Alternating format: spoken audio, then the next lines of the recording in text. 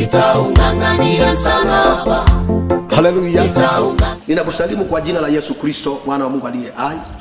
Karibu sana rafiki yangu, mtumishi wa Mungu, popote ulipo unaponitazama na kunifuatilia katika mafundisho haya na injili ambayo nimekuwa nikihubiri ya Yesu Kristo.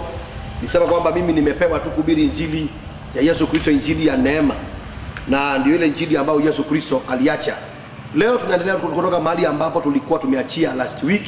Tulikuwa tunaongelea kuhusu assignment ambao nimepewa ya kuhubiri injili hii ya Yesu Kristo na vile vile kuitetea. Kwa sababu kuna kupewa kuhubiri injili, yani kuna mwito huo tumepewa, na hatujapewa kuhubiri injili tu peke yake mtu wa Mungu, tumepewa vile vile na kuitetea injili.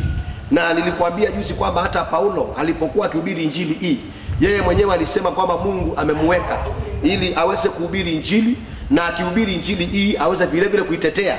Na watu wote ambao walipitia kwenye mkono wa Paulo, au watu wote ambao waliwafundisha injili hii, vile vile aliwapa huo wajibu. Na ndio tulisema kwamba Paulo alimwacha Timotheo katika mji wa Efeso, na akamwambia kwamba nimekuacha huko ili jambo la kwanza uweze kusuilia watu wale ambao wanataka kuingiza elimu nyingine tofauti na ile injili ambao ni ya Yesu Kristo, mwana wa Mungu aliye hai. Na akasema maana watu kama hao wanakuja na elimu fulani, wanakuja na usomi fulani, yani ni watu wanajifanya kwamba wamembukua mambuku sana, na anasema kwamba wanajifanya kuwa ni walimu wa sheria, ijapokuwa hata hawajui chanzo cha sheria na hata hawajui mwisho wa sheria. Yani yale mambo wanafundisha hawayajui kwa usahihi, mtu wa Mungu aliye hai. Lakini Paulo akamwambia Timotheo kwamba hata pamoja na hayo awaambie kwamba mwisho wa maagizo ya sheria ni upendo, yani mimi kwamba ni perfect law of Christ. Maana Yesu alipokuwa hapa chini ya jua alisema kwamba a new commandment I give you. Na akasema hii commandment ambayo nawapatia, mkiitimiza hiyo mtakuwa mmetimiza hata ile nyingine ambayo ni ya Musa na ile ambayo ni ya manabii, mtu wa Mungu aliye hai. Kwa hivyo Paulo alipomwambia Timotheo kwamba ukae katika mji wa Efeso na uwasuie watu wasije wakafundisha mafundisho mengine tofauti na aya ya msingi ya neema. Na tukaangalia vile vile kile kitabu cha Tito, ile Tito 1 na ule mstari ambao ni wa 10. Tukaona Tito vile vile kuanzia verse number 6 anaandika kwamba na wewe nimekuacha kule Kirete ili jambo la kwanza uimarishe mambo yale yatakayokuwa yamepungua katika mji wa Kirete. Na akasema na vile vile unyamazishe watu wote ambao wanakuja na elimu ambao ni ya udanganyifu na injili ya elimu ambao haiko kwenye injili ya Bwana Yesu Kristo, mwana wa Mungu aliye hai. Sasa leo tuko kile kitabu cha Wakorintho wa pili, ile sura ambayo ni ya pili na ule mstari ambao ni wa 17. Na ningetamani ni usome na Biblia nyingi sana ili uweze kukuelewa vizuri, mtu wa Mungu aliye hai. Ile kitabu cha Wakorintho wa pili, ile sura ambayo ni ya pili na kuanzia mstari ule ambao ni wa 17. Biblia inasema hivi: kwa maana sisi sio kama walio wengi. Amen. Kwa maana sisi sio kama walio wengi waligoshiao neno la Mungu, bali kama kwa weupe wa moyo, kama kutoka kwa Mungu mbele za Mungu twanena katika Kristo. Haleluya. Na hii ingine another translation, hiyo ni NIV. Another translation inasema hivi, kwa Kisungu kinasema hivi: for we are not as many which corrupt the word of God, but as of sincerity, but as of God, in the sight of God we speak in Christ. Na Kiswahili kinasema tofauti na watu wengine, sisi hatufanyi biashara na neno la Mungu kwa ajili ya kupata faida. Anasema kinyume chake katika Kristo Yesu tunalisema neno la Mungu kwa unyofu, kama watu waliotumwa kutoka kwa Mungu. Bwana Yesu apewe sifa. Huyo ni Paulo anaongea maandiko haya. Anasema sisi sio kama walio wengi. Anasema kwa maana sisi sio kama walio wengi. Mimi kwamba watu wanaoligoshio hii neno ama wanaoligeusa neno la Mungu aliye juu mbinguni ama kulitumia vibaya sio watu wachache, mtu wa Mungu aliye hai. Sijui kwa nini Paulo aliandika neno hili, maana anasema ni wengi ambao wameingia kwenye hii shamba la Bwana Yesu Kristo, na wameingia wakiwa na kusudi la kupata faida. Yani awahubiri injili ili watu waokoke, awahubiri injili ili watu waache dhambi, awahubiri injili ili watu waache shetani wamkimbilie Yesu Kristo. Anasema wanahubiri injili kama kupata faida. Yani injili kwao imekuwa ni biashara, injili kwao imekuwa ni kasi. Yani wao wako kwenye kasi, mtu wa Mungu aliye hai. hawajui kwamba injili ni mwito, na kama ni mwito lazima jambo la kwanza huo mwito utokane na Mungu aliye juu mbinguni. Na ndio nasema kwamba nikiongea na mtu wa Mungu aliye hai, sio ajabu kuona mtu akiwa ana sifa ya kuhubiri, ana sifa ya mwito wa injili Yesu Kristo, lakini kwa sababu ako na pesa anaenda kule Bible school, anaenda anasoma, anapewa cheti kinachosema yeye ni mchungaji ama yeye ni nabii, na akikuja pande hii nyingine, kwa sababu yeye hajaitwa, sasa hawezi kutetea injili mtu wa Mungu aliye hai, hawezi kuhubiri injili ambao anamuogopa Mungu aliye juu mbinguni. Atahubiri injili ili yeye tu apate faida, atahubiri injili ili yeye tu apate pesa. Lakini Paulo amesema sisi sio kama walio wengi, sisi sio kama walio wengi wanaoligeuza injili, sio kama walio wengi waibadilio injili Yesu Kristo, lakini amesema kinyume chake, sisi tunanena kama watu ambao wameaminiwa na Mungu aliye juu mbinguni, watu ambao wametumwa kutoka juu mbinguni, twanena injili jinsi ilivyo. Bwana Yesu apewe sifa.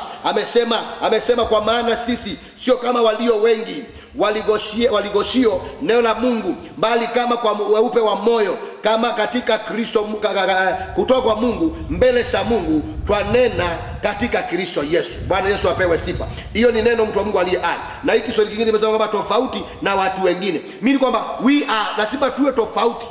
Mimi kwamba injili ile ambayo nahubiri siku ya leo, kama haitaleta utofauti, ikiwa dini zote zitakuwa zinaenda na mtandao wa injili hii, ingekuwa dini zote zile ambazo si kwamba chini ya jua zinahubiri injili kwa usahihi, injili kwa usawa, injili iliyonyoka mtu wa Mungu aliye hai, hatungekuwa na dini nyingi sana hapa chini ya jua. Lakini leo hii dini ziko nyingi sana, na watu wanaclaim kwamba we are still in one faith.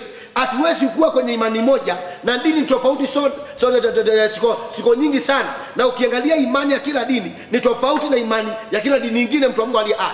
Ni kumaanisha kwamba hatujafikia injili ile inayojumulisha imani zote katika injili hiyo moja mtu wa Mungu aliye hai. Yesu Kristo alikuja ili imani iwe ni moja, na ndio maana Paulo alisema kwamba kabla Yesu Kristo hajaleta imani hii, kabla Yesu hajaleta imani hii ya Kikristo, kulikuwa na sheria, kulikuwa na dini nyingi sana mtu wa Mungu aliye hai. Lakini Yesu alipoleta imani hii, akaondoa watu kwenye mitego, akatoa watu kwenye mangereza, akatoa watu kwenye zile jela ambazo walikuwa wamefungwa, imani tofauti mtu wa Mungu aliye hai. Na ndio unaona kwamba imani hii ya kibiblia ambayo nimekuwa nikikuhubiria kila wakati mtu wa Mungu aliye hai, Bible imekuwa ikiita imani takatifu na Bwana Yesu Kristo mwana wa Mungu aliye hai. Maana ni imani ambayo ni tofauti na zile imani ambazo watu wanasihubiri hapa chini ya jua. Imani ya Kikristo ni imani takatifu mtu wa Mungu aliye hai, na tumepewa injili, na injili tumeaminiwa. Ni kama kuaminiwa, yani we have been entrusted. Tumeentrustiwa injili, tuhubiri injili kwa unyofu wa moyo, tuhubiri injili tukimwogopa Mungu aliye juu mbinguni, tuhubiri injili bila kuangalia watu. Bwana Yesu apewe sifa. Hiyo ndio kitu ambacho tumepewa, na ndio maana nasema kwamba Paulo anasema tofauti na watu wengine wengi, tofauti na watu wengine wengi. Mimi kwamba sio watu wachache, mimi kwamba sio grupu ndogo, ni grupu ya watu wengi ambao wamejiingiza. Kuna mahali niliangalia kile kitabu cha Tito, Paulo akiongea na Tito anasema ya kwamba kuna watu walikuwa wamejiingiza kwa siri kwenye hii injili ya Bwana Yesu Kristo, wakipeleleza uhuru ule ambao tulio nao kwa Kristo Yesu, wakitafuta mbinu za kurudisha kwenye ile jela ambao Yesu Kristo ametutoa. Amen. Na Paulo anasema watu kama wale sikuwanyenyekea hata kwa sekunde moja, sikuwanyenyekea hata kwa dakika moja mtu wa Mungu aliye hai, ili kweli ya injili ikae na sisi mpaka siku hii ya leo. Na hapa amesema sisi tuko tofauti, sisi sio katika walio wengi. Anasema tofauti na watu wengine. Sisi hatufanyi biashara na neno la Mungu kwa ajili ya kupata faida. Amen. Anasema kinyume chake, katika Kristo Yesu tunalisema neno la Mungu kwa unyofu, kama watu waliotumwa kutoka kwa Mungu. Amen. Mimi kwamba kama wewe ni mhubiri wa injili Yesu Kristo, ikiwa you are a preacher, if you are preaching this gospel, lazima jambo la kwanza uwe wewe ni mtu ambaye unahubiri injili ukijua kwamba injili hii haitoki kwa mwanadamu mtu wa Mungu aliye hai, ni injili ambayo ni ya ufunuo. Na nani anapeana ufunuo? Mwenye anayepeana ufunuo ni Yesu Kristo mwana wa Mungu aliye hai. Na watu wote ambao Yesu aliwaita walihubiri injili hii na adabu, walikuwa na adabu, waliogopa wasiongezee maji, waliogopa wasionekane wao wenyewe, lakini Yesu Kristo aonekane. Yaani ina maana ni watu ambao wanajua kwamba injili hii sio yao, ni kitu ambacho wamekuwa tu wameasainiwa Na mimi ndio nilisema kwamba niliongea namna hii ili munielewe ya kwamba mimi sina kinyongo. Sina kinyongo na mtu awaye yoyote. Sina vita na mtu awaye yoyote. Lakini nimeasainiwa na Mungu aliye juu mbinguni. Ninene ukweli, nifichue ukweli ule ambao umekuwa umefichwa kwenye injili hii ambao tunaihubiri. Maana kupitia kwa kufichua ule ukweli ambao nafichua, naamini ya kwamba nitakuwa najibu maswali mengi ambayo yamekuwa kwenye akili za watu. Maana kuna watu wako pale nje ambao wanatamani kuokoka, lakini wanashindwa kuokoka. Kwa sababu gani? Maana wakiangalia dini hii na dini hii asiendi the same. Kwa sababu hao wanahubiri hivi na hao wanahubiri namna hii, hao wanaamini hivi na hao wanaamini namna hii. Kwa hivyo inazuia watu wengine wanakosa kumwamini Yesu Kristo. Kumbe ni kwa sababu ukweli wa neno la Mungu aliye mbinguni kuna mahali ulivichika ule ukweli. Paulo akiongea kuhusu injili hii, Paulo alisema kwamba injili hii ya Yesu Kristo na mitume, injili hii ya neema, anasema ni injili iliyofichwa, iliyofichika sana, iliyofichwa manabii, iliyofichwa visasi na visasi na visasi. Lakini anasema imefunuliwa sasa watumishi wa Mungu aliye juu mbinguni, mitume ambao Yesu Kristo anawapenda. Hiyo ni Waefeso 3 na mstari wa 5. Anasema kwamba hii siri ya injili ilikuwa imefichwa visasi na visasi na visasi. Haikufunuliwa kwa watu kama vile sasa Mungu wa mbinguni imempendeza kuifunua kwetu wale ambao sasa Yesu Kristo ametuita. Bwana Yesu apewe sifa. Praise the name of living God. Kwa hivyo ni injili ambayo imefichika, lakini kwa kunena ule ukweli. Maana Paulo amesema sisi lazima tuhubiri injili hii, tunene ukweli, tuache Biblia ijitranslate yenyewe, tuache Biblia yenyewe ijinenee, ijisemee, tusisemee injili. Nimekuwa nikiona watu wengi ambao wana vyeti vikubwa sana vya diploma na degree, wanaongea vitu na ukiangalia kile kitu ambacho wanaongea ni kinyume sana na kile ambacho kimeandikwa. Kwa sababu wao walipoenda Bible school waliamini ya kwamba kwenda Bible school ndio kile cheti ambacho wamepewa ndicho kinamdhaminisha mbele ya watu ama kinamdhihirisha kwamba kweli ameitwa. Lakini ukiangalia utaona kwamba hawana ufunuo.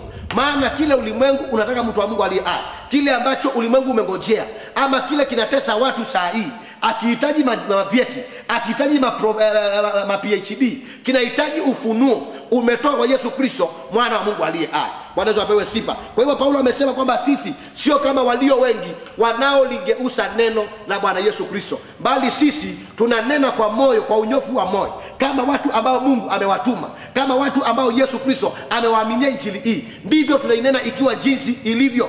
Kwa hivyo lazima tuelewe kwamba tumeitwa, na baada ya kuitwa hatujaitwa tu tuhubiri injili peke yake, lakini tumeitwa vile vile tuitetee injili ya Bwana Yesu Kristo mwana wa Mungu aliye hai. Hebu sikia maandiko haya, mtu wa Mungu aliye hai.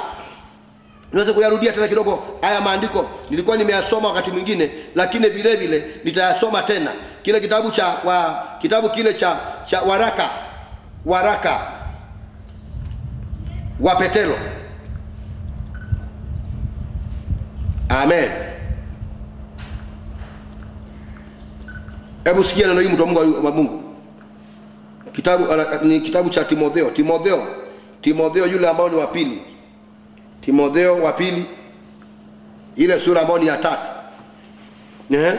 Hebu sikia hizo maandiko haya kidogo basikie. Anasema, lakini ufahamu neno hili ya kuwa siku za mwisho kutakuweko nyakati za hatari. Maana watu watakuwa wenye kujipenda wenyewe, wenye kupenda fedha, wenye kujisifu, wenye kiburi, wenye kutukana, wasiotii wazazi wao, wasio na shukrani, wasio safi, wasiopenda watu wa kwao, wasiopenda kufanya suluhu, wasingiziaji, wasiojisuia, wakali, wasiopenda mema. Anasema wasaliti, wakaidi, wenye kujifuna, wapendao anasa kuliko kumpenda Mungu. Anasema wenye mfano, niko mahali hapo sasa mtu wa Mungu aliye hai. Mstari wa 5 umesema wenye mfano wa uteua, lakini wamesikana nguvu zake Mungu. Hao nao ujiepushe na hao. Amen. Amesema ni watu walio na mfano wa uteua. Uteua nini, mtu wa Mungu aliye hai? Tunapoongea kuhusu uteua ni ile godly fear, godliness. Yaani ile hali ya kumwogopa Mungu maishani mwao. Anasema kwa nje wataonekana kwamba kwa kweli ni Mungu amewatuma. Kwa nje wataonekana kwamba ni watu ambao wako ndani ya injili, lakini ndani ya mioyo yao, mioyo ndio inaamua, mioyo ndio inamaanisha, maana ndani ya mioyo wameficha choyo, mtu wa Mungu aliye hai. Hapa amesema wenye mfano wa uteua, lakini wamesikana nguvu. Mimi kwamba kile kinacholeta uteua wa kweli, kile kinacholeta godliness, godly fear, akitoki nje, kinatoka ndani ya moyo wa mtu ambaye ameokoka. Na ndio maana Yesu Kristo aliwakemea Mafarisayo sana, mtu wa Mungu aliye hai. Akawaambia Mafarisayo, nyinyi mmekuwa wanafiki sana, maana mnaosha vikombe kwa nje, lakini ndani simejaa mauji. Akawaambia kwamba endeni kwanza mshughulikie ndani, ndio nje ionekane. Mimi kwamba injili ya kweli haitoki nje, mtu wa Mungu aliye hai. Uteuo wa kweli, Ukristo ambao ni wa kweli na Ukristo ambao ni wa halali unaonekana kutoka ndani ya moyo, sio nje peke yake. Lakini kuna watu ambao wameshughulikia nje. Nje iko sawa kabisa, Jumapili wako kanisani, hata wakihubiri wanahubiri sana, wakiimba wanaimba sana, wana sauti nzuri, mtu wa Mungu aliye hai. Lakini cha ajabu ni kwa sababu uteua wao uko nje, lakini ndani ya mioyo wamesikana nguvu za Mungu aliye juu mbinguni. Mimi kwamba kile kinachotambulisha kwamba umeitwa na Bwana Yesu Kristo ni kule kujazwa na nguvu za Mungu, ni kule kuwa una mafuta, ni kule kwamba una ufunuo ambao umetoka kwake Bwana Yesu Kristo, mwana wa Mungu aliye hai. Na ndio nimesema kwamba hicho ndicho kile kitu ambacho watu wengi wamekikosa, ndio kile kitu ambacho wahubiri wengi wamekikosa, ndio kile kitu ambacho madaktari wa injili hii na watu ambao wanaclaim kwamba wamesomewa na PhD wamekosa. Maana chapa cha Roho Mtakatifu wa Mungu aliye juu mbinguni akipigwa kwenye cheti, akipigwa kwenye bahasha, akipigwa kwenye barua, mtu ambaye ni chapa kinawekwa ndani ya moyo, na mtu akiwa amejazwa na nguvu za Mungu aliye juu mbinguni atahubiri Yesu kwa usahihi, tena akiogopa. Na hapa Paulo anamwambia Timotheo kwamba ufahamu hivi siku za mwisho kutakuwa ni siku za hatari. Maana kutakuwa kuna watu ambao hawangojei waitwe, hawangojei Yesu awaite, wao wenyewe wanajiita, na wakishajiita wanaenda wanatafuta shule za Biblia, wanapewa cheti kusomea tu, wao wamesomea tu, lakini kumbe ndani ya mioyo yao hawana ile nguvu ya Mungu aliye juu mbinguni. Haleluya, Bwana Yesu apewe sifa. Kwa hivyo amesema ni wenye mfano wa uteua, lakini wamesikana nguvu zake Mungu aliye juu mbinguni. Anasema watu kama hao jiepushe nao. Verse number 6 anasema, kwa maana katika hao wamo wale wajiingisao katika nyumba za watu na kuchukua mateka wanawake wajinga wenye mizigo ya dhambi, waliochukuliwa na tamaa za namna nyingi, wakijifunza siku zote kweli hii, ila wasiweze kabisa kufikia ujuzi wa kweli. Anasema wanajifunza siku zote, wanajifunza siku zote. They are always in training, they are always wanajifunza siku zote, lakini wasiweze kufikia ujuzi wa ile kweli ya Mungu aliye juu mbinguni. Maana ujuzi wa ile kweli haupatikani kwa shule, unapatikana kwa kumwamini Yesu Kristo. Unatafuta wakati wako na Mungu, unakuwa na wakati na Kristo, wakati wako personal intimacy, wakati wako na Mungu.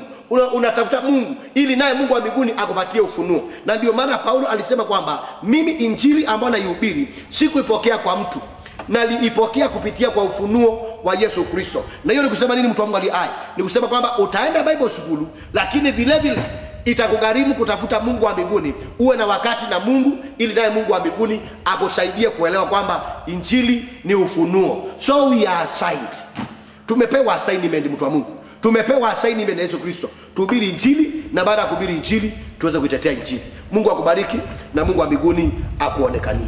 Amen. Nitaungangania msalaba. Haleluya. Nitaungangania msalaba.